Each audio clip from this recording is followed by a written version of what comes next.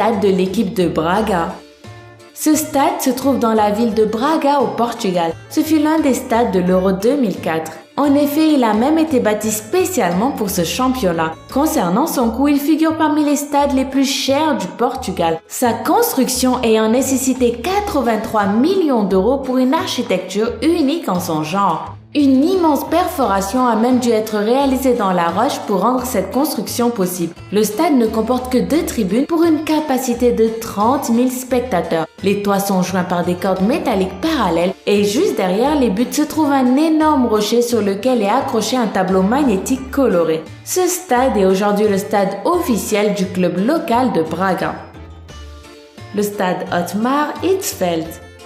Le petit village suisse Göspon est connu à travers toute l'Europe grâce à son club unique et à son stade qui porte le nom de l'allemand Otmar Hitzfeld.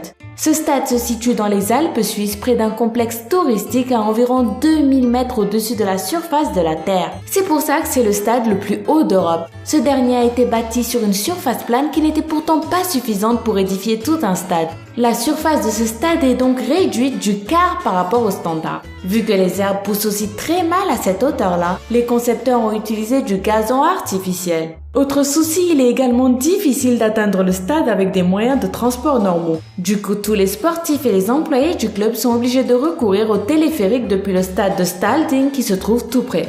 Le plus insolite, c'est qu'à cause de ce stade, le club dépense énormément en ballons parce que les employés du club ne peuvent pas aller chercher les ballons qui sortent du terrain de jeu. Et voici le stade ami de l'environnement. Au Brésil, l'équipe de football Corinthians Paulista joue dans un stade ami de l'environnement, connu pour être le premier stade vert au Brésil. Sa principale caractéristique, c'est qu'il a été édifié sans utiliser une brique de ciment. C'est un magnifique stade qui peut contenir près de 6000 spectateurs. Le stade national de Kaohsiung.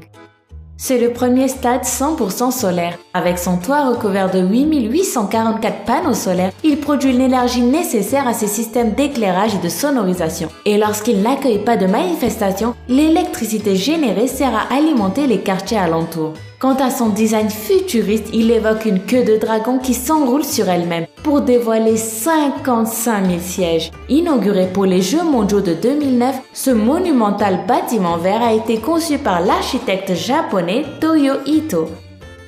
Le stade d'Allianz Arena. Avec le temps, il devient difficile pour les architectes de se distinguer des autres. L'architecte d'Allianz Arena, lui, a pourtant réussi. La surface externe du stade Allianz Arena se compose de 1760 coussins remplis d'air sec. Et en plus, chaque coussin peut s'illuminer d'une lumière blanche, rouge ou bleue et avec toutes leurs nuances. 2 équipes de football locales jouent actuellement dans ce stade, Bavaria et Munich, en plus de l'équipe nationale d'Allemagne. La luminosité du stade varie d'ailleurs en fonction de l'équipe qui y joue. Par exemple, lorsque c'est l'équipe bavaroise qui joue, le stade se colore en rouge. Il se colore en bleu lorsqu'il s'agit de l'équipe de Munich. Et enfin, lorsque c'est l'équipe nationale allemande qui joue, ce magnifique stade s'illumine de blanc. Le stade Svan Kaskard. Il s'agit à mon avis du plus beau stade de cette liste. L'équipe russe y a même joué un match en 1995. Les paysages qui entourent ce stade sont magnifiques. Le stade donne l'impression d'avoir été bâti sous le niveau de la surface de la mer. Il est entouré de toutes parts de montagnes et se trouve tout près de la mer. Si vous y allez pour jouer un match, il vous faudra prendre des précautions et ne pas frapper le ballon trop fort, car sinon, vous ne devrez pas le rattraper en courant, mais en nageant. Le stade sur le centre commercial. Voici l'un des modèles de stade de football unique au monde qui montre comment construire un stade sur une surface plane avec un local en dessous. Pas bête, hein? Le 31 août 2013, l'équipe locale de la ville de Belgrade a marqué son premier but sur son nouveau stade principal. Ce n'est pourtant pas cela qui a avivé l'intérêt des supporters. Ce merveilleux stade d'une capacité de 5000 spectateurs a été construit sur le toit d'un grand centre commercial dont le toit a été offert en tant que propriété publique aux supporters de l'équipe locale, FK Voždovac. Sa superficie est de 100 mètres sur 65 mètres carrés. Il a été recouvert par du gazon artificiel de qualité, importé spécialement d'Allemagne. Et il est doté de 4 projecteurs sur les extrémités. Le stade de l'équipe FK Voždovac bénéficie de tous les critères normatifs de la FIFA. Et il est à rappeler qu'il figure parmi les 4 uniques stades du monde bâtis sur des centres commerciaux. Et Et pour finir, il est le premier où sont organisés les matchs d'une équipe locale classée en première division dans son pays. Le stade flottant Marina Bay. Au cours des dernières décennies, l'État de Singapour a été peuplé et s'est développé à tel point qu'il ne resta plus un seul endroit où construire un stade de football. Les autorités locales finirent par trouver une solution à ce problème en décidant de construire le stade sur l'eau.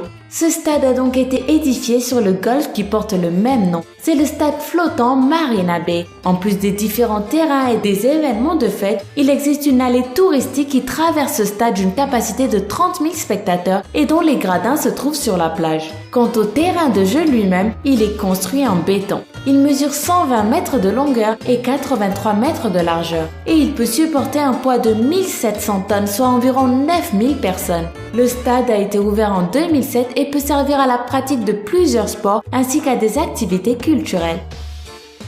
Voilà, c'était les 10 stades les plus incroyables du monde. J'espère que cette vidéo vous a plu. Si c'est le cas, n'oubliez pas de mettre le petit pouce bleu qui fait plaisir et de venir